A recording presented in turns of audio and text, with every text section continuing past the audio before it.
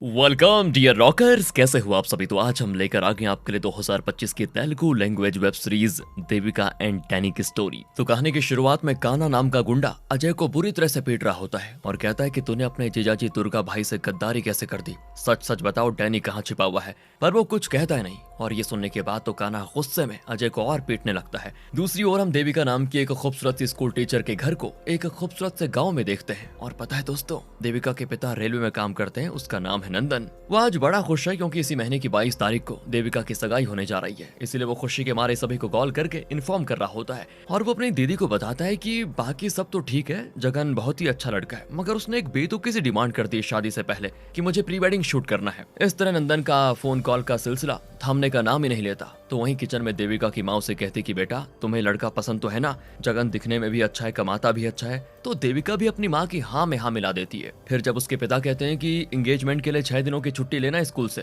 तो उसमें भी वो हाँ कर देती है। तो ऐसी है हमारी प्यारी देविका दोस्तों, बहुत ही मासूम, बिल्कुल सीधी सादी। वो डेली घर से स्कूल और स्कूल से घर आना जाना करती है। उसकी लाइफ में एक्साइटमेंट का बस एक ही सोर्स है और वो है संगीत, क्योंकि देविका संगीत टीचर है दोस्तों। साथ ही वो बहुत ही दयालु भी है। पता है, जब उसकी एक स्टूडेंट अपना टिफिन लाना भूल जाती है ना, तो देविका उसको अपना टिफिन दे देती है, जिसपे देविका की बेस्ट फ्रेंड एनी कहती है कि वाह देविका, तुम्हारा दिल तो खरा सोना है, तुम तो कोई राजकुमारी डिजर्व करती हो, पर तुम हो कि एक कुएं के मेंढक से शादी करने को तैयार हो गई। बताओ, क्योंकि ऐसा तुम्हारे घर वाले चाहते हैं। अरे जगन बिल्कुल पुरानी सोच वाला आदमी है, तुम उसके साथ अच्छे से नहीं रह पाओगी। ध्यान से सुनो मेरी बातें। काफी सारी बातें सुनने के बाद देविका को एनी की बातें सही तो लगती है, मगर वो अपने पिता के खिलाफ नहीं जाना चाहती। उसके पिताजी रेल के इंजन की तरह हैं और देविका रेल की बोगी की तरह, जो कि हमेशा इंजन के पीछे पीछे चलता रहता है। खैर दोस्तों, जब देविका स्कूल से अपने घर जा रही होती है तो बस में उसको एक बूढ़ी औरत मिलती है जो कहती है कि बेटा क्या तुम पंडित योगीनंदन की पोती हो। तो देविका कहती है हाँ। फिर वो लेडी कहने लगती है वो तो बहुत ही सिद्ध पुरुष हैं, उन्होंने पास्ट में हमारे परिवार की बहुत मदद की है। वैसे वो आजकल करते क्या है? तो देविका बताती है उन्होंने पंडित का काम छोड़ दिया है और अब उनकी उम्र भी हो गई है ना, इसीलिए वो शिव जी के रुद्राभिषेक के लिए कलीपकम गए हुए हैं। फिर हम पंडित योगी नंदन को देखते हैं जो कि शिवलिंग के अभिषेक करते हैं और फिर हम नोटिस करते हैं कि उनके पास कुछ स्पेशल पावर्स हैं। उन्हें मरे हुए लोगों की आत्माएं दिखाई देती हैं। वो उन आत्माओं को डांट कर मंदिर के दरवाजे से भगा भी देते हैं और फिर अपने बेटे नंदन को कॉल करके कहते हैं कि देखो मेरे पहुंचने में लेट हो जाएगी, पर तुम देविका की सगाई रोकना मत, और हाँ जब मैं आऊं तो याद रहे दरवाजे पे उस वक्त कोई नहीं होना चाहिए। सीन सगाई वाले दिन शिफ्ट होता है दोस्तों। नंदन अपने घर का डेकोरेशन बहुत ही बढ़िया करवाता है। तभी उसके जमाई बाबू का फोन आ जाता है और वो कहता है मैं गांव से 10 मिनट की दूरी पर हूँ, 5 मिनट के अंदर यहाँ पर आकर हमारा स्वागत करो वरना सगाई कैंसिल। ये सुनकर तो नंदन घबरा जाता है कि ये क्या बदतमीजी है। वो भी जल्दी से बाइक उठाकर पहुंच जाता है अपने जमाई बाबू के पास, पर वो अकड़ के साथ अपनी गाड़ी दिखाते हुए कहता है कि अब तो 7 मिनट हो चुके हैं, चलो रे गाड़ी घुमाओ। और फिर नंदन भी अपनी गलती मानते हुए रिक्वेस्ट करता है कि अरे नाराज मत होइए दामाद बाबू, आगे से शिकायत का कोई मौका नहीं दूंगा आपको। तो वो जगन मान जाता है दोस्तों और फिर गाड़ी में बैठकर हंसता है कि अरे बुढ़ाओ को डरा कर मजा आ गया। फिर जब वो देविका के घर पहुंच जाता है तो खूब तमाशा करता है कि मेरी यहाँ अच्छे से खातिरदारी नहीं हो रही, ये नहीं हो रहा। पर जैसे ही वो देविका को देखता है ना, सारा तमाशा भूल जाता है और कहता है कि इतनी खूबसूरत लड़की के आगे मैं पूरी दुनिया भूल सकता हूँ, खातिरदारी तो क्या चीज रह गई। मगर जैसे ही वो देखता है कि एक आदमी देविका से हैंडशेक कर रहा है तो वो भड़क जाता है और पूछता है कौन है ये। तो नंदन बताता है ये देविका के स्कूल के पीटी टीचर हैं। तो जगन भी उस पीटी टीचर के पास जाकर कहता है कि हम भारत में रहते हैं, यहाँ विदेशी कल्चर मत लाओ, ठीक है? तुम शादीशुदा हो ना, कोई तुम्हारी बीवी के गले पे पप्पी लेकर हाय हेलो करेगा तो तुम्हें कैसा लगेगा बताओ? सुनो, आगे से दोनों हाथ जोड़कर नमस्कार करना, ये हाथ शेक करने की जरूरत नहीं है, वरना मैं तुम्हारी बीवी के गालों पे पप्पी देखकर तभी बात खत्म करूंगा। इस तरह का है दोस्तों अपना जगन भाई। इसके बाद खुशी खुशी देविका और जगन की सगाई हो जाती है और इसी दिन इनकी शादी की डेट भी हो जाती है फिक्स। आज से 3 महीने के बाद 18 दिसंबर को इनकी शादी की डेट रखी जाती है। फिर जब जगन सारा कुछ हो जाने के बाद वहाँ से जाने लगता है तो देविका को चश्मा हटाकर आंख भी मारता है, जिससे देविका को बड़ा ऑकवर्ड लगता है और वो मन ही मन सोचती है कि आज तो मेरी शादी की डेट फिक्स हुई है, कायदे से तो मुझे बहुत खुश होना चाहिए, पर ये क्या, मेरे मन में ये अजीब सी उदासी कैसी। अगले दिन की बात है दोस्तों, पंडित जी भागते हुए देविका के घर आते हैं और कहते हैं मैंने कल रात अच्छे से देविका की कुंडली देखी और उसमें पता है क्या लिखा है कि अगले 3 महीने में देविका का किसी अन्य पुरुष के साथ प्रेम प्रसंग चलने वाला है और यही वो टाइम है जिसमें आपको देविका पे खास ख्याल रखना होगा। पर नंदन कहता है कि क्या पंडित जी आप भी ना, मैंने देविका की सहमति से ही उसकी शादी फिक्स की है, भला वो किसी और पुरुष के प्रति आकर्षित क्यों होगी? वहीं पंडित जी की बेटी राजी, जो कि देविका की फ्रेंड है, वो ये बात जाकर देविका को बता देती है, जिस पर देविका कहती है आज तक मैंने किसी को डेट नहीं किया और अब जब मेरी शादी फिक्स हो गई है तो भला मैं किसी और के संपर्क में कैसे आ पाऊंगी। और वैसे भी मेरे चाहने से क्या ही होता है, देख मैं तो चाहती हूँ कि अभी बारिश हो जाए। तो क्या बारिश हो जाएगी? नहीं ना। लेकिन ये क्या दोस्तों, थोड़ी देर में सच में बारिश हो जाती है। इनके पास छाता भी नहीं होता तो ये भागकर बस पकड़ने जाती है, मगर बस भी आगे निकल जाती है। तो देविका कहती है मैं चाहती हूँ बस पीछे आ जाए। और ये क्या दोस्तों, सच में बस पीछे आ जाती है। और जैसे देविका अपने स्कूल के पास उतरने वाली होती है तो कहती है यार बताओ, मैं छाता भी नहीं लेकर आई, काश मेरे पास कोई छाता होता। और तभी कंडक्टर आकर कहता है कि मैडम आपके स्कूल के एक बच्चे की छाता यहाँ छूट गया था बस में, ये लीजिए उसे वापस कर दीजिएगा। तब राजी कहती है कि बहन आज तो ऊपर वाला तुझ पे कुछ ज्यादा ही मेहरबान है, जो तू कह रही है वैसा ही हो रहा है, देखना कोई ऐसी वैसी विश मत मांग लेना। तो देविका हंसते हुए कहती है अगर ऐसी बात है ना तो मैं चाहती हूँ कि तुम्हारे पिता की भविष्यवाणी सच हो जाए, कोई आए राजकुमार जो मुझे मेरी इस बोरिंग से लाइफ से निकाल कर अपने साथ लेकर जाए। और इसके बाद तो दोस्तों जैसे ही देविका अपने स्कूल के मेन गेट पे पहुंचती है तो डैनी नाम का एक लड़का उसके पीछे से आवाज लगाता है और कहता है मैम मैं डैनी हूँ, पहले भी मैं इसी स्कूल में पढ़ा करता था, मेरी मॉम यहाँ की म्यूजिक टीचर थी, काम के सिलसिले में वैसे तो मैं हैदराबाद में रहता हूँ, पर छुट्टियों में गांव आया था तो सोचा स्कूल जाकर पुरानी यादें ताज़ा कर ली जाए। और यहाँ मुझे पता चला कि फिलहाल आप यहाँ की म्यूजिक टीचर हैं, आपकी बच्चों ने काफी तारीफ भी की है, इसीलिए बस मैं एक बार आपसे मिलना चाहता था। अच्छा तो मैं अब चलता हूँ, मुझे बाकी टीचर्स से भी मिलना है। देविका यहाँ पे कुछ ज्यादा तो बोल नहीं पाती पर उसे डैनी बड़ा क्यूट लगता है। दूसरी ओर अजय की बहन जब देखती है ना कि उसके भाई की इतनी बुरी तरह से पिटाई हो गई है तो वो काना और उसके गुंडों को खूब डांटती है कि तुम लोगों की हिम्मत कैसे भी मेरे भाई को हाथ लगाने की। खैर अब छोड़ो, तुमसे क्या ही कहूँ जब मेरा खुद का पति मेरी बात नहीं सुनता। लेकिन अब ध्यान से सुन लो, अगर मेरे भाई को किसी ने और मारा तो मुझसे बुरा कोई नहीं होगा। तब अजय कहता है कि दीदी मैं सच कहता हूँ, मुझे डैनी के बारे में सच में नहीं पता, मैं तो उसे अपना बेस्ट फ्रेंड मानता था, लेकिन उसने मेरे साथ इतनी बड़ी गद्दारी की जिसकी वजह से मैं जीजाजी की नजरों में गद्दार बन बैठा। एक बार अगर वो मुझे मिल गया ना तो मैं उसकी हड्डी पसली तोड़ दूंगा। और यहाँ हम देखते हैं कि देविका जब अपने क्लासरूम में होती है तो वहाँ उसकी मीठी आवाज से डैनी भी खींचा चला आता है। थोड़ी देर तक वो क्लास में देविका के गाने सुनता है और फिर चला जाता है। अगले दिन की बात है, जब देविका स्कूल जा रही होती है तो उसके मन में डैनी के ख्याल आ जाते हैं और वो सोचती है कि वो सच में यार काफी क्यूट था, काश मैं उससे दोबारा मिल पाती। एंड ये क्या दोस्तों, तभी वहां पर डैनी आ जाता है एक पिकअप वैन से। एक तरह से कहे तो वो स्कूल के बच्चों को केला डोनेट करने वाला है, पर जैसे ही उसकी नजर बस में बैठी देविका पर पड़ती है तो वो उसको हाई हेलो करने लग जाता है। देविका भी डर जाती है कि अरे ये तो लोगों के सामने मुझसे बातें कर रहा है, वो भी बेझिझक। वो जैसे स्कूल आती है तो डैनी को समझाती है कि देखो स्कूल में बात करना अलग बात है और ऐसे ही बाहर हम बात नहीं कर सकते। तो डैनी भी फ्लर्ट करने लगता है कि देखो वो क्या है ना, जब से मैंने आपका गाना सुना है और आप मेरे दिलो दिमाग से निकल ही नहीं रही हो, इसलिए मैंने जब आपको देखा तो थोड़ा ओवर एक्साइटेड हो गया और चिल्लाकर बातें करने लगा, उसके लिए सॉरी। अच्छा मुझे कुछ कहना था आपसे, आप ना बहुत क्यूट हो वैसे, क्या आप आज शाम मेरे साथ कॉफी पे चल सकती हैं प्लीज। अब डैनी इतने प्यार से पूछता है ना कि देविका उसको मना नहीं कर पाती। ऊपर से वो स्कूल में बस घड़ी देख रही होती है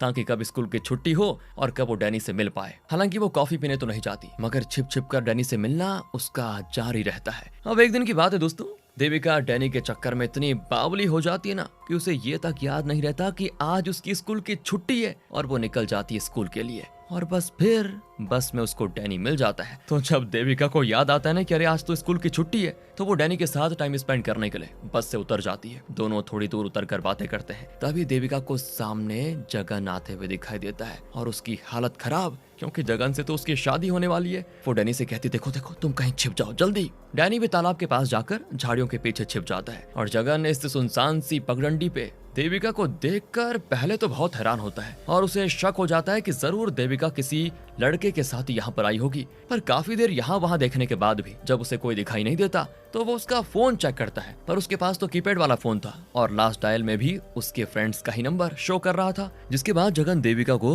दूसरे लड़कों से दूर रहने की सलाह देता है और फिलहाल के लिए उसे वापस उसके घर छोड़ देता है अपनी बाइक पे बिठा के। अब दोस्तों अगले दिन जब देविका डैनी से मिलती है तो वो कल के लिए माफी मांगती है, पर डैनी कहता है कोई बात नहीं। तब देविका अपनी शादी फिक्स होने वाली बात को एक्सेप्ट करती है। साथ ही वो उसे बताती है कि डैनी तुम मुझे बहुत अच्छे लगते हो, मैं तुम्हारे लिए कुछ भी कर सकती हूँ। अब ये सुनकर तो डैनी की आंखें बिल्कुल चमक उठती हैं और वो कहता है कि सच में देविका क्या तुम मेरे लिए कुछ भी कर सकती हो? तो देविका कहती है हाँ। और यहाँ दोस्तों देविका को डैनी एक चौंकाने वाला सच भी बताता है कि दरअसल देविका तुमसे मिलने की एक खास वजह, तुम पंडित योगी नंदन की पोती हो ना, मुझे तुम्हारे दादाजी की जरूरत है और मुझे पता है कि वो आत्माओं को देख सकते हैं। देविका जवाब देती है हाँ वो देख सकते हैं, मगर उन्होंने वो काम तो कब का छोड़ दिया है। वैसे मेरे दादाजी सच में बेहद खास हैं। उनकी जैसी शक्ति किसी के पास नहीं है। मेरे पिताजी को भी विरासत में वो शक्ति नहीं मिली है। तो डैनी कहता है कि भले तुम्हारे पिताजी को वो शक्ति ना मिली हो देविका, मगर तुम्हें मिली है, ये देखो। इतना कहकर वो रोड पे ट्रक के आगे खड़ा हो जाता है और देविका कहती, देखो डैनी, मुझे ऐसा मजाक पसंद नहीं है,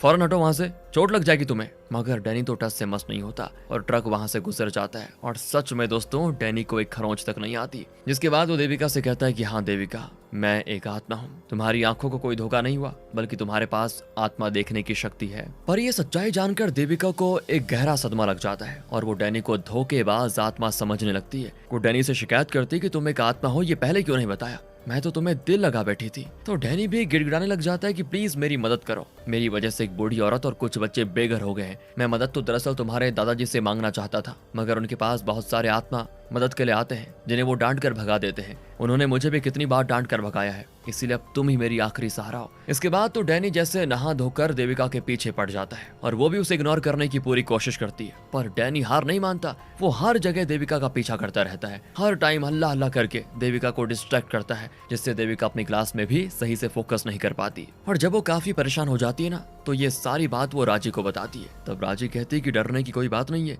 दादाजी तो आ गए हैं और वो घर पे हवन कर रहे हैं। 2 घंटे के बाद तो कोई भूत वूत भी इस घर के आसपास भी भटकेगा नहीं। ये सुनकर डैनी बड़ा परेशान हो जाता है कि अगर ऐसा हो गया तो मैं कैसे अपना काम करूंगा। तो वो देविका से कहता है कि मुझे सच में तुम्हारी मदद की जरूरत है, अब मैं क्या करूंगा बताओ। मुझे सच में उन बेसहारा औरतों और बच्चों की मदद करनी है, बिना उनकी मदद किए मुझे मुक्ति नहीं मिलेगी। वो ये सारी बातें गिड़गिड़ाते हुए कहता है और तब जाकर देविका को डैनी का दर्द महसूस हो जाता है। मगर अब तक तो काफी देर हो चुकी थी दोस्तों। देविका को उसके दादाजी हवन में बैठने के लिए बुला लेते हैं। वो पूरे परिवार के साथ बैठकर हवन करते हैं, जिससे धीरे धीरे उनके घर के साथ साथ जो दरवाजे पे भी मदद की आश में आत्माएं आई थी वो एक एक करके गायब हो जाते हैं। जिसके बाद दादाजी देविका के हाथों में एक मोली धागा बांधते हुए कहते हैं, मैं बद्रीनाथ की यात्रा पर जा रहा हूँ, ये मोली धागा तुम्हारी रक्षा करेगा, इसे कभी भी अपने हाथों से मत उतारना बेटा। और यहाँ से दादाजी फिर अपनी यात्रा पे निकल जाते हैं। मगर देविका का दिल बड़ा घबराता है, उसे डैनी के लिए बहुत ही अफसोस फील हो रहा होता है। राजी उसकी परेशानी को समझती है और पूछती है कि आखिर डैनी ने ऐसा क्या कह दिया तुमसे कि तुम उसे भूल नहीं पा रही हो। तो देविका बताती है, हवन वाले दिन उसने मुझे अपनी बैक स्टोरी सुनाई थी। दोस्तों अब आ जाइए फ्लैशबैक में और देखते हैं डैनी का क्या हुआ था। तो डैनी के माँ बाप की मौत उसके बचपन में हो गई थी। डैनी को उसकी दादी माँ ने पाल पोस कर बड़ा किया था, पर जब वो एक टीनेजर था तब उसकी दादी भी चल बसी, जिससे डैनी पूरी तरह से अनाथ हो गया और वो काम की तलाश में हैदराबाद चला गया। पर वहाँ उसको अनाथ होने का असली मतलब समझ आया। वहाँ ना तो उसको खाने को कुछ मिल रहा था, ना सोने की जगह मिल रही थी और ना ही कोई काम पे रखने वाला था। कुछ दिनों तक तो ऐसा ही चलता रहा और फिर डैनी ने अपनी जिंदगी से हार मान ली और खुद की जान देने की कोशिश की। ऐसे नाजुक मोड़ पे दुर्गा अन्ना ने डैनी को बचाया। वो डैनी को अपने घर ले गए और अपनों की तरह पाला। पर दोस्तों सच्चाई तो ये थी कि दुर्गा अन्ना एक डॉन था और उसने डैनी को एक गुंडा बना दिया था, जो कि दुर्गा के इशारे पर किसी को भी मार पीट सकता था। जब तक ये सारी गुंडागर्दी डैनी अमीरों के साथ करता रहा तब तक तो उसे कोई दिक्कत नहीं हुई। उसे तो लगता था कि अमीर लोग होते ही ऐसे हैं, दुष्ट, इनके साथ ऐसा ही होना चाहिए। लेकिन जब बात 60 साल की गायत्री माँ की आई तो मामला बिगड़ गया। दरअसल दोस्तों गायत्री एक अनाथालय चलाती थी। वो बहुत ही दयालु थी और अनाथ बच्चों की देखभाल तो करती थी, साथ ही वो मजबूर राहगीरों की भी खुले दिल से मदद करती थी। पर एक दिन दुर्गा अन्ना की बुरी नजर उस अनाथालय की जमीन पर पड़ गई और उसने अपने गुंडे भिजवा कर वहाँ तोड़फोड़ मचवाया और गायत्री अम्मा से कहा कि बच्चों के साथ यहाँ से निकल जाओ। और जो लोग गायत्री अम्मा की मदद के लिए सामने आए उन्हें भी उन गुंडों ने मार भगाया। पुलिस को भी इन लोगों ने रिश्वत खिला दी थी, जिसकी वजह से कोई भी गायत्री अम्मा का साथ नहीं दे रहा था। मगर गायत्री अम्मा और उनके बच्चों की यह हालत देखकर धीरे धीरे डैनी का दिल पिघलने लगा। उसे इन बच्चों में अपना बचपन दिखाई देने लगा। डैनी ने इस बारे में दुर्गा अन्ना से बात भी की, लेकिन उन्हें यह जगह किसी भी कीमत पे चाहिए थी। वो किसी भी इमोशन में बहने वाला नहीं था। तब इस बारे में डैनी अजय से बात करता है। तो अजय एक आइडिया देता है कि क्यों ना हम गायत्री अम्मा से पहले पेपर्स पे साइन करवा कर वो जमीन जीजा जी को दिलवा दे और फिर मैं अपनी दीदी से बात करके वो जमीन वापस गायत्री अम्मा को दिलवा दूंगा, जिससे मेरे जीजा जी के ईगो को ठेस भी नहीं पहुंचेगी और तुम्हारे दिल को सुकून भी मिल जाएगा। तब ये सारी बातें डैनी जाकर गायत्री अम्मा को बता देता है और उनसे वादा करता है कि ये जमीन मैं आपको जल्द ही वापस लौटा दूंगा। तो गायत्री अम्मा भी डैनी पे यकीन करके पेपर्स पे साइन कर देती है। इसके बाद सीन वापस उसी जगह पे शिफ्ट हो जाता है जहां देविका राजी को डैनी के बारे में बता रही है। इसके बाद वो अपने हाथों पे बंधे मौली धागा और ताबीज को खोलकर फेंक देती है, क्योंकि उसे अब डैनी की मदद करने का मन कर रहा होता है। लेकिन धागा और ताबीज खोलने के बाद भी दोस्तों देविका को डैनी दिखाई नहीं देता। तब देविका डैनी की तलाश में हर उस जगह पे जाती है जहाँ वो पहले डैनी से मिल चुकी थी, पर फिर भी कोई फायदा नहीं होता। तब वो अपने स्कूल के क्लासरूम में बच्चों के साथ वही गाना गाती है जो कि डैनी की माँ गाया करती थी। बस फिर क्या था दोस्तों, डैनी की आत्मा वहां पर आ जाती है और वो देविका का हाथ जोड़कर शुक्रिया अदा करता है कि धन्यवाद हमारे मदद करने के लिए। इसके बाद देविका राजी के साथ तालाब के किनारे जाती है, जहाँ डैनी कहता है कि अगर तुम मेरी मदद करना चाहती हो तो तुम्हें मेरे साथ हैदराबाद चलना होगा। जिससे देविका परेशान हो जाती है, क्योंकि वो आज तक अपने घर से 25 किलोमीटर के दायरे से आगे नहीं गई, फिर वो हैदराबाद कैसे जा सकती है। पर कुछ देर सोच विचार करने के बाद उसे याद आता है कि मेरी पिंकी नाम की स्टूडेंट को हैदराबाद जाना है इंडियन आइडल के ऑडिशन के लिए, तो क्यों ना मैं भी पिंकी के साथ चले जाऊं। पर इसके लिए मुझे तो पहले पिंकी के घर वालों से बात करनी होगी। इसीलिए वो उसी वक्त राजी के साथ पिंकी के घर पर जाती है। दरवाजा पिंकी के मामा संजू खोलते हैं, जो कि अभी भी नहा के निकले होते हैं, इसीलिए वो आधे अधूरे कपड़े में होते हैं। संजू देविका को वहां देखकर शर्मा जाता है और जल्दी से अपने कपड़े वगैरह पहनकर फिर उन्हें अंदर बुलाता है। अब देखकर ही समझ आ रहा है दोस्तों कि संजू देविका को लाइक करता है। वो देविका को बताता भी है कि जब मैं पिंकी को स्कूल ड्रॉप करने जाता था ना, तो हमेशा आपको नोटिस करता था। आप पिंकी की फेवरेट टीचर है ना? तो देविका कहती है हाँ, और पिंकी भी मेरी फेवरेट स्टूडेंट है, इसीलिए मैं चाहती हूँ कि पिंकी को हौसला देने के लिए मैं भी उसके साथ हैदराबाद चलूं। पर क्या है ना, मेरे पेरेंट्स इतनी आसानी से नहीं मानेंगे। अब दोस्तों ये संजू भी रेलवे में जॉब करता है और देविका के पिता भी। बस फिर क्या था, संजू देविका के पिता के आगे गिड़गिड़ाता है, मगर नंदन नहीं मानता। वो कहता है कि देखो जल्द ही देविका की शादी होने वाली है, उसे इस तरह शहर भेजना ठीक नहीं होगा। जिससे देविका को बहुत गुस्सा आ जाता है कि मैं तो हमेशा अपने पेरेंट्स की बात मानती आई हूँ, पर जब आज मेरी मर्जी की बात आई तो इन्होंने मना कर दिया। इसलिए गुस्से में देविका बिना घर पे किसी को बताए भाग जाती है संजू और पिंकी के साथ हैदराबाद। हाँ दोस्तों, इनके साथ डैनी भी तो है, पर वो किसी को दिखाई नहीं दे रहा, सिर्फ देविका के अलावा। तो इस तरह ये तीनों लोग और एक आत्मा संजू की छोटी सी गाड़ी से हैदराबाद जाते हैं। अभी ये लोग आधे रास्ते में होते हैं और इधर नंदन को कॉल करके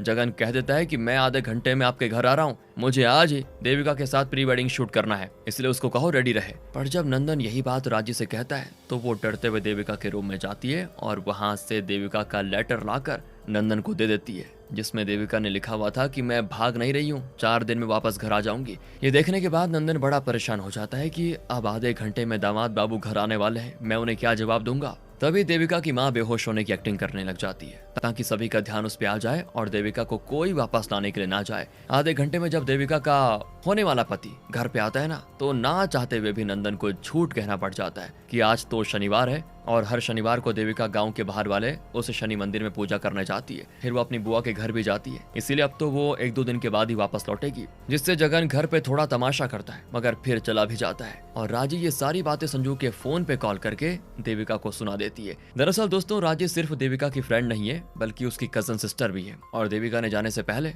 अपना फोन जानबूझकर घर पे ही छोड़ दिया था ताकि उसके घर वाले उसे बार बार फोन करके घर वापस आने को ना कहे। अब रात तक दोस्तों देविका संजू और पिंकी के साथ उनके एक पहचान वाले के घर में चले जाते हैं। रास्ते में उसे बातचीत करके पता चल जाता है कि संजू तो बहुत ही अच्छा लड़का है, साथ ही वो देविका को काफी अच्छे से ट्रीट भी करता है। जिससे अब डैनी को थोड़ा जलन भी होता है, पर वो सोचता है कि मैं तो वैसे भी मर चुका हूँ, अच्छा ही होगा अगर देविका और संजू की सेटिंग हो जाएगी तो। फिर रात की बात है, देविका जब सोती है ना, उसको एक भयानक सपना आता है कि दुर्गा अन्ना ने ईंट से मारकर देविका का सर फोड़ दिया, जिससे देविका पूरी तरह से डरकर जाग जाती है। फिर जब वो डैनी से बातें करती है तो डैनी प्लान बनाता है कि हमें उस पेपर को ढूंढना होगा जिसपे बेमानी से गायत्री अम्मा का साइन करवाया गया था। यहाँ से सीन पास्ट में शिफ्ट होता है और हम देखते हैं कि दुर्गा 45 करोड़ की प्रॉपर्टी को 5 करोड़ में खरीद लेता है गायत्री अम्मा से, लेकिन फिर भी उसकी वाइफ खुश नहीं होती। तब दुर्गा फोन करके सारी बातें अजय को बता देता है और अजय, जो कि डैनी के साथ वो पैसे गायत्री अम्मा को देने जा रहा था, वो एक सुनसान से मंदिर के पास गाड़ी रोक देता है और कहता है कि देख भाई,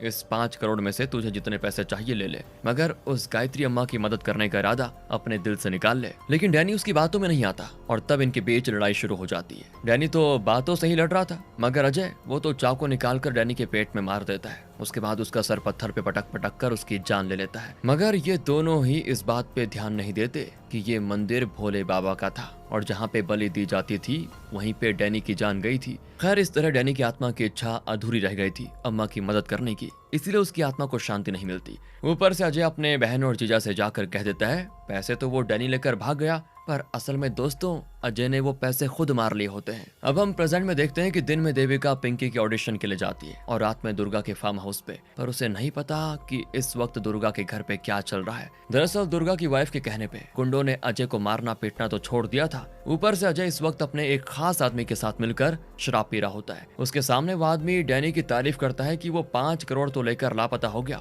पक्का वो एक मस्त लाइफ जी रहा होगा यार। और तब अहंकार में आकर अजय कहता है कि तुम्हें सीख उससे नहीं बल्कि मुझसे लेनी चाहिए। और फिर वो अपने सारे राज की बात उस आदमी को बता देता है। तभी पीछे से उसकी दीदी चाकू से उसको स्टैब कर देती है और कहती कि तुम्हारी हिम्मत कैसे भी मेरे पति को धोखा देने की है। जब बात जान पे बनाती है तो अजय बता देता है कि पैसे मैंने फार्म हाउस में एक पेड़ के नीचे छुपाए हुए हैं। उसके बाद तो अजय को पीटते पीटते वहां पे ले जाया जाता है, पर तब तक तो डैनी की मदद से देविका और संजू ने मिलकर पैसे वहां से निकाल लिए होते हैं। पर अफसोस कि वो अभी फार्म हाउस के बगीचे में छुपे होते हैं, वो अभी भाग नहीं पाए थे। पर दुर्गा को अभी ये बात पता ही नहीं है दोस्तों। वो तो गुस्से में अजय को ही पीटने लग जाता है कि कहाँ पैसे। और इधर जैसे देविका सही मौका देखती है तो वो वहां से निकलकर भाग जाती है और पिंकी के रिलेटिव के घर पर आ जाती है। अब अगले दिन की बात है दोस्तों। डैनी देविका को लेकर जाता है दुर्गा के घर पर और कहता है कि पेपर्स यहीं छुपाए होंगे, हमें उन पेपर्स को जलाना होगा। जब दुर्गा को देविका ध्यान से देखती है तो उसे याद आता है कि सपने में तो यही मुझे मार रहा था। खैर इसके बाद डैनी देविका से कुछ लाइंस लिखवाता है और भारी आवाज में संजू को कॉल करके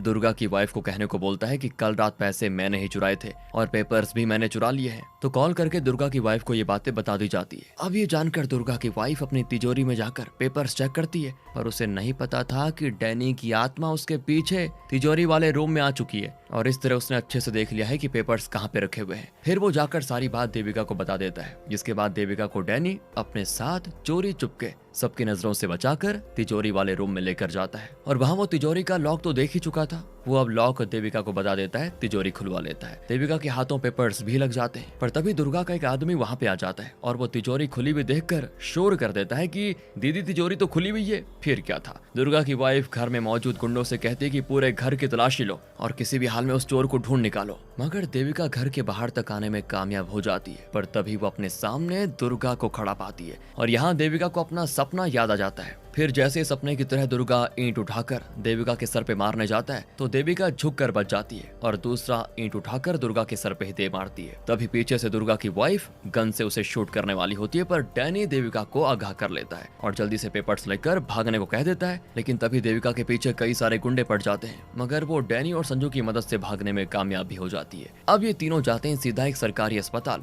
जहाँ गायत्री अम्मा एडमिट है। दरअसल गुंडों ने उनको घर से निकलते वक्त काफी मार दिया था, तो वो काफी जख्मी हो गई थी। अब देविका उनके घर के ट्रांसफर के पेपर्स उनको लौटा देती है, जिसे गायत्री अम्मा तुरंत ही फाड़ देती है। इसके बाद गायत्री अम्मा के घर के बाहर देविका मीडिया वालों को भेजती है। दरअसल पिंकी जिस रिलेटिव के घर पे रुकी थी ना, वो एक रिपोर्टर था। देविका ने उसी से मदद मांगी थी। वो वुमेन सेफ्टी के लिए काम करने वाली लीलावती के साथ साथ मीडिया का एक ग्रुप लेकर गायत्री अम्मा के अनाथालय पहुंच जाते हैं और दावा करते हैं कि दुर्गा ने गैर कानूनी तौर पर यहाँ कब्जा करके रखा हुआ है। ये सारी चीजें जब दुर्गा की वाइफ को पता चलती है तो उसे बड़ा गुस्सा आता है और वो इसका जिम्मेदार अपने भाई को समझती है, क्योंकि उसने इस मामले को सही से हैंडल नहीं किया और अपने लालच को बीच में लेकर आ गया। उसने डैनी के साथ साथ दुर्गा को भी धोखा दिया। यही सब सोच सोच कर दुर्गा की वाइफ अपने ही भाई को गोलियों से भून देती है, फिर छत से नीचे फेंक कर जान से मार भी देती है और इसके बाद अपने गुंडों से कहती है कि जलाकर राख कर दो इसे, मैं इस मनुष्य का चेहरा दोबारा कभी नहीं देखना चाहती। तभी लीलावती अपने एनजीओ वर्कर्स के साथ दुर्गा के घर पे पहुंच जाती है। सभी पे वो लोग पत्थरबाजी करते हैं। दुर्गा की लंका लगने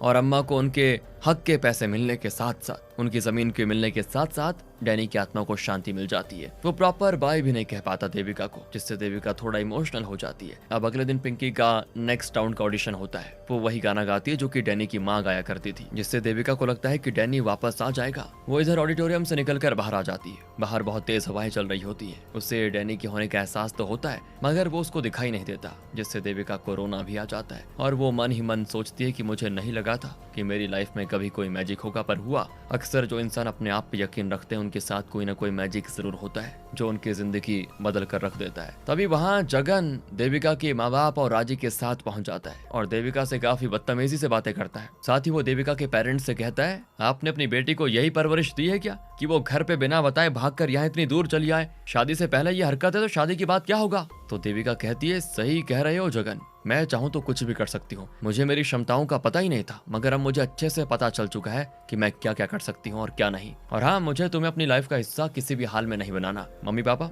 देखिए ऐसी कोई बात नहीं है कि मैं कभी शादी नहीं करूंगी या मेरा किसी के साथ कोई अफेयर है, मगर मुझे थोड़ा टाइम चाहिए और इसके साथ तो मैं कभी भी शादी नहीं करूंगी। ये सारी बातें जगन कॉल पे अपने पिता को बताता है तो वो गुस्से में कहता है कि तुम्हें एक लड़की संभालनी नहीं आती क्या? तुम्हारी उसके साथ सगाई हो चुकी है, वो तुम्हारी आधी घरवाली बन चुकी है। लगा उसके कान के नीचे एक जरा। अपने पिता की बातें सुनकर जोश में आकर वो मारने जाता है देविका को, मगर तभी उसको एक जोरदार गुस्सा रिसीव होता है जो कि पीटी सर ने मारा है जगन को। दरअसल देविका के फ्रेंड यहाँ पिंकी को सपोर्ट करने आए होते हैं, साथ ही देविका को जगन से बचाने भी। और देविका उसी वक्त अपनी सगाई वाली रिंग को उतार कर जगन के मुंह पे फेंक देती है और कहती है, तुम जैसे बदतमीज इंसान से शादी करना मेरी जूती के बराबर है। इसके बाद देविका और उसका पूरा परिवार वापस अपने गांव लौट आता है, जहां कुछ दिनों के बाद देविका के दादाजी भी यात्रा से वापस लौट आते हैं। उन्हें भी देविका के स्पेशल पावर्स का पता चल जाता है। साथ ही देविका की शादी टूटने को वो ईश्वर का इशारा समझकर एक्सेप्ट कर लेते हैं। वहीं जगन तो अभी भी देविका से शादी करना चाहता था और दुर्गा और उसकी वाइफ देविका को मारना चाहते थे, मगर वो लोग तो उसको हैदराबाद में ढूंढ रहे हैं, जबकि देविका तो वापस अपने गाँव आ चुकी है, जहाँ एक बारिश वाले दिन